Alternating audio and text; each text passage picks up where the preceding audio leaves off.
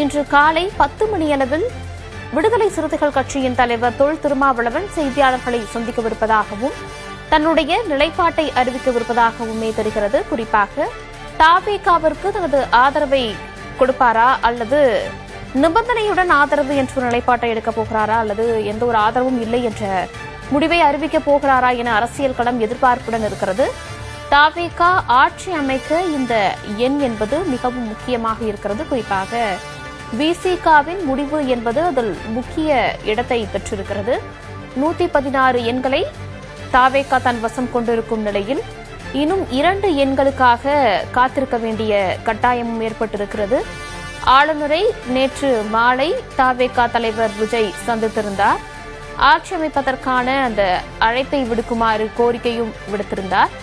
இந்நிலையில் ஆட்சி அமைக்க தற்போது வரை ஆளுநரிடமிருந்து தவேகா தலைவர் விஜய்க்கு அழைப்பு வராத சூழ்நிலையும் இருக்கிறது. இதனால் பல்வேறு இடங்களில் தவேகா தொண்டர்கள் அதிருப்தியை வெளிப்படுத்தியும் வருகின்றனர். இப்படி இருக்க என்ன முடிவு அறிவிக்கப்படவிருக்கிறது என்ற ஒரு கேள்வி எழுந்திருக்கிறது.